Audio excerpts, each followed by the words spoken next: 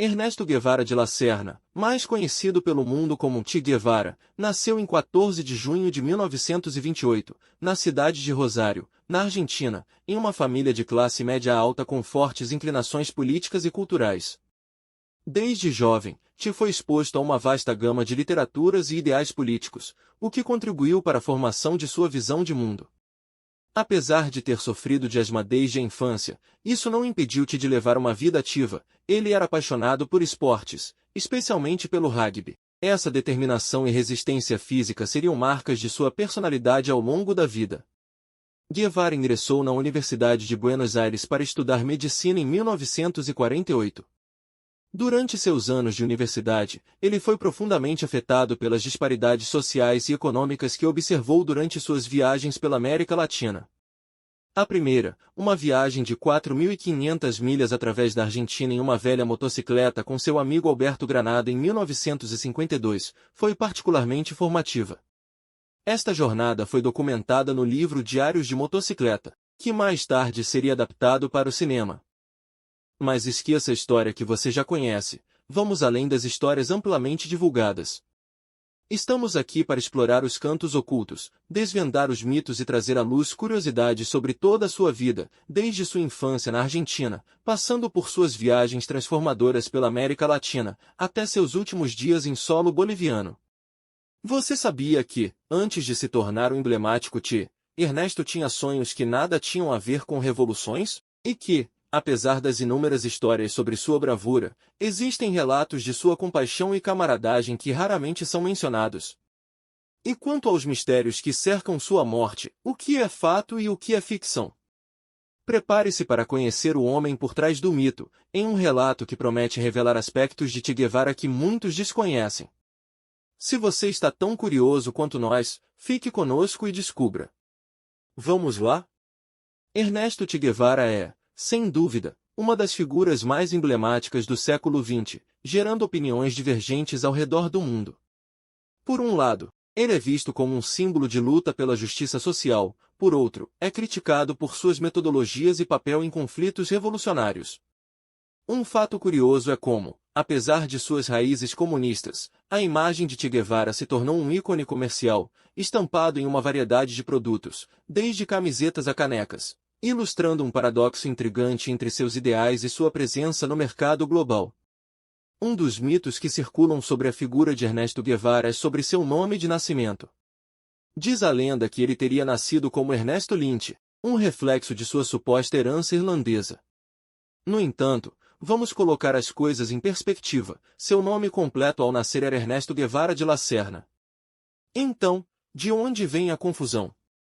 Bem, parte dessa mistura vem de sua árvore genealógica.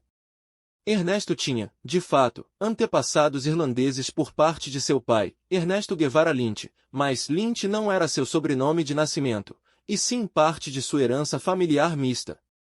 Apelido Che. Ao contrário do que alguns podem pensar, não tem nada a ver com suas raízes familiares, mas sim com um hábito linguístico. Che é uma expressão argentina muito comum, usada para chamar a atenção de alguém ou referir-se a um amigo. Ernesto Guevara ganhou o apelido Che durante sua participação na Revolução Cubana. O uso frequente da interjeição argentina Che, que pode ser traduzida como Ei ou amigo em português, chamou a atenção dos cubanos.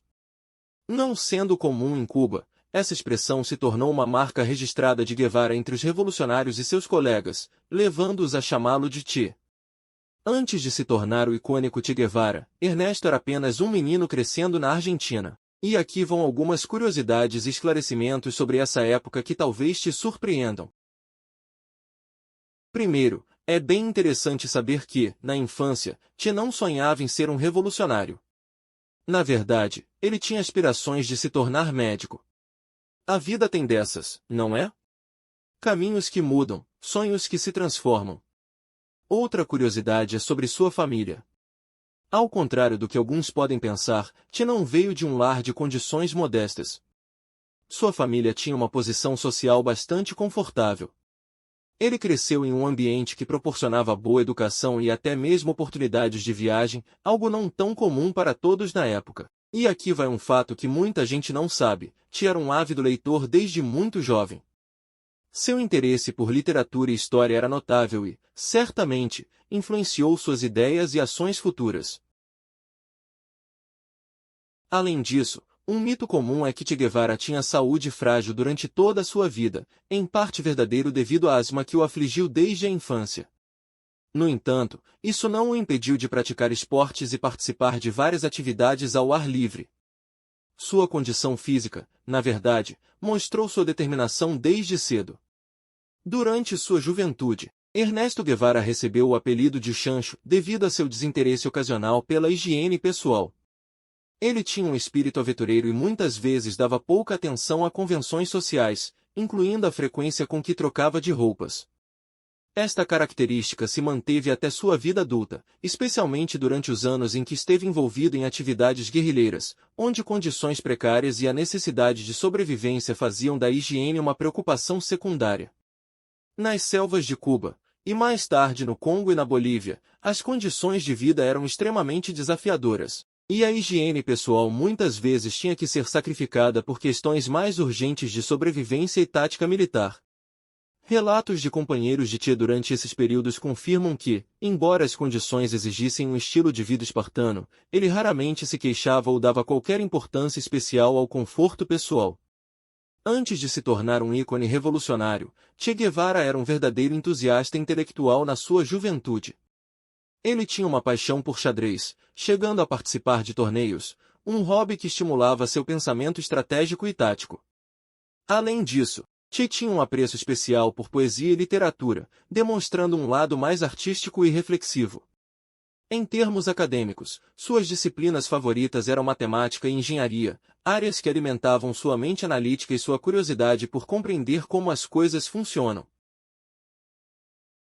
Uma das aventuras mais emblemáticas de Ernesto Che Guevara, antes de se tornar uma figura conhecida mundialmente, foi sua viagem pela América Latina junto com seu amigo Alberto Granado.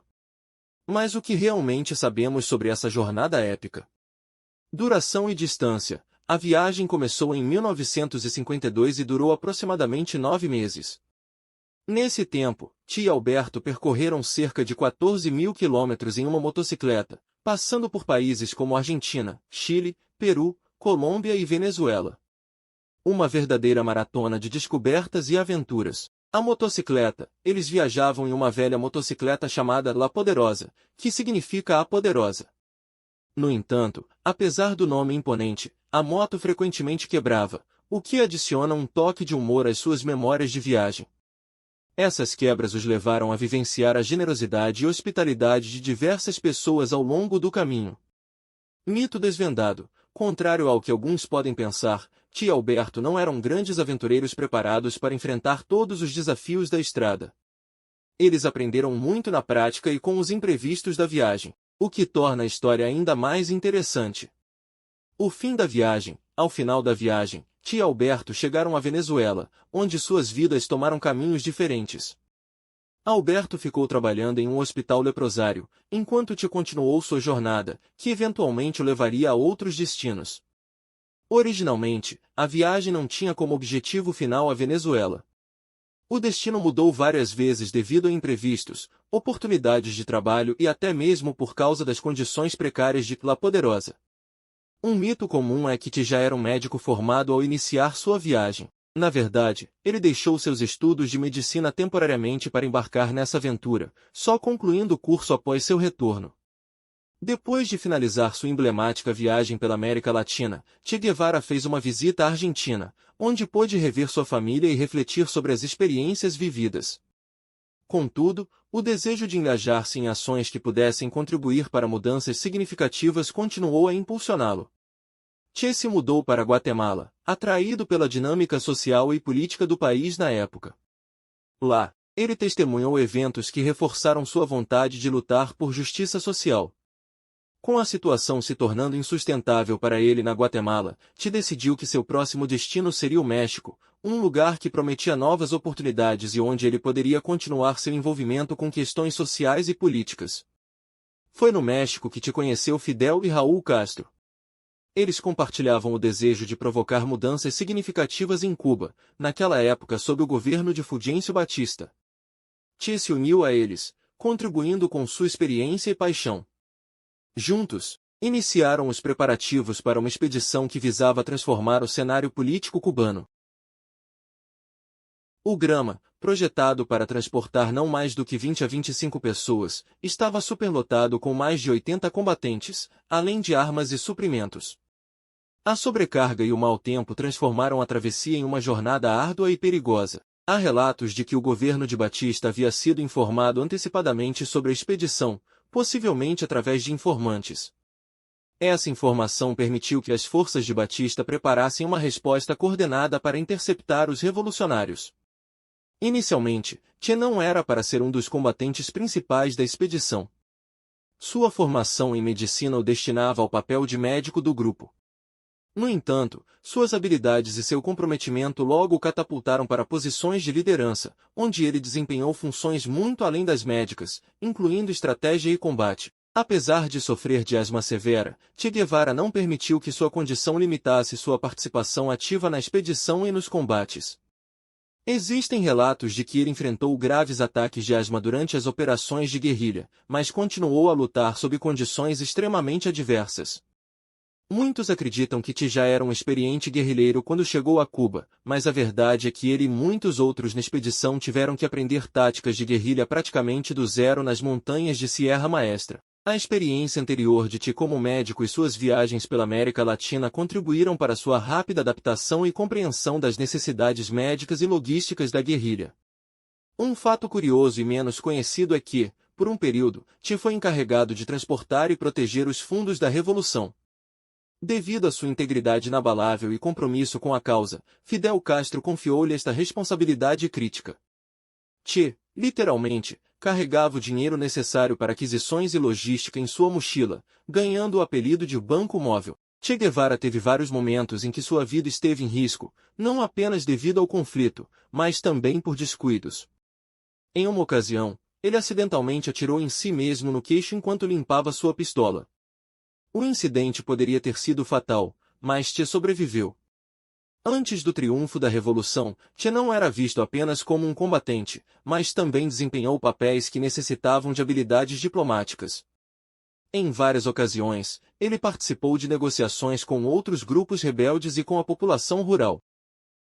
Um dos momentos decisivos liderados por Che Guevara na Revolução Cubana foi a tomada do trem blindado em Santa Clara, em dezembro de 1958. Este evento é frequentemente citado como um ponto de virada no sucesso da Revolução.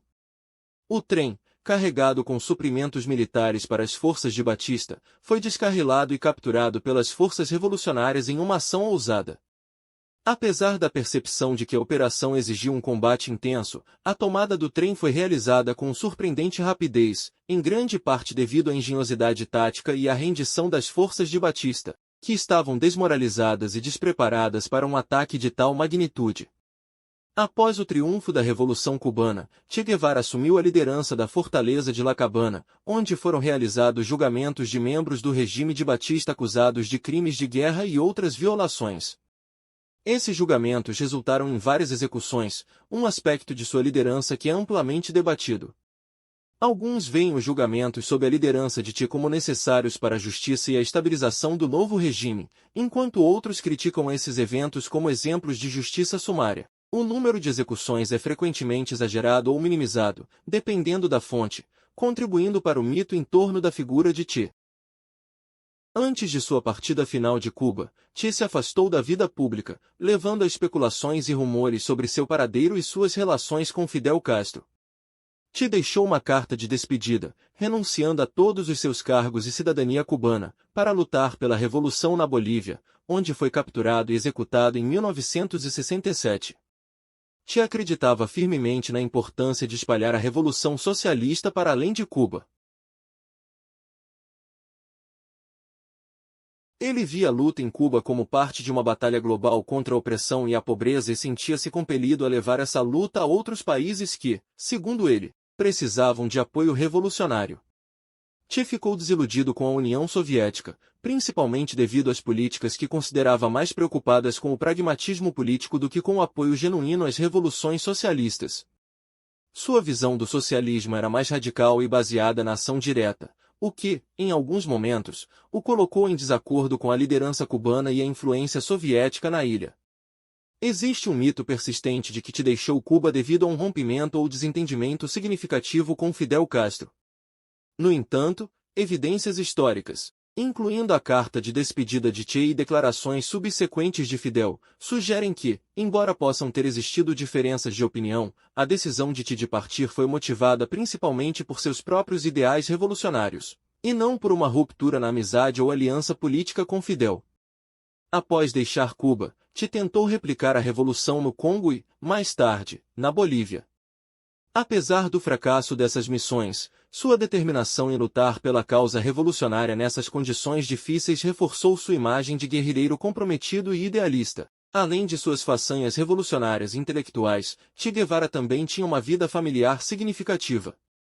Ele foi pai de 5 filhos, divididos entre 2 relações.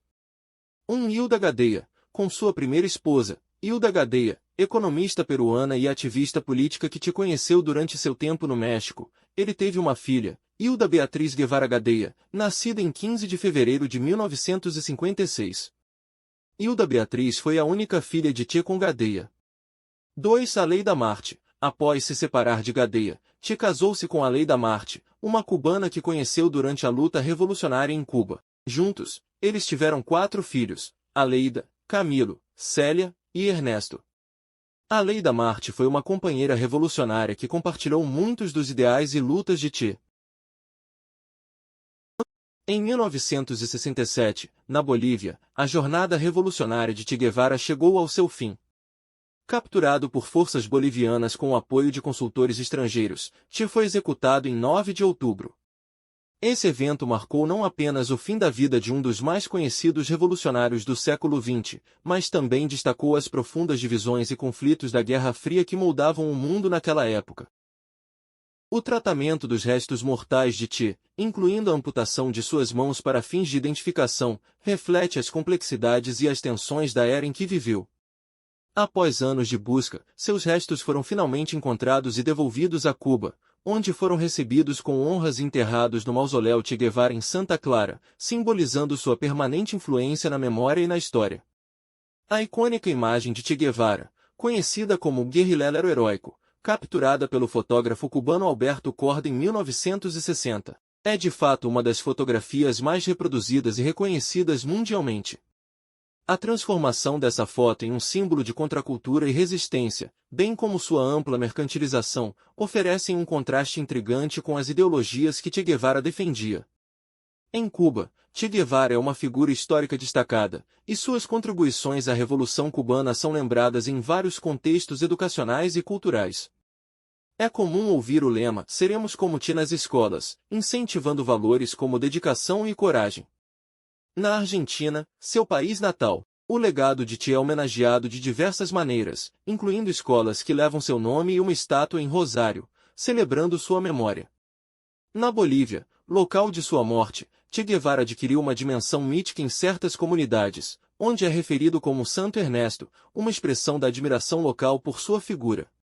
Ao longo deste vídeo, exploramos a vida e o legado de Che Guevara a partir de uma perspectiva neutra, conscientes de que as opiniões sobre suas ações e ideais variam amplamente. Entendemos que a avaliação de suas contribuições para a história pode ser vista sob luzes distintas, dependendo das visões políticas e ideológicas de cada espectador.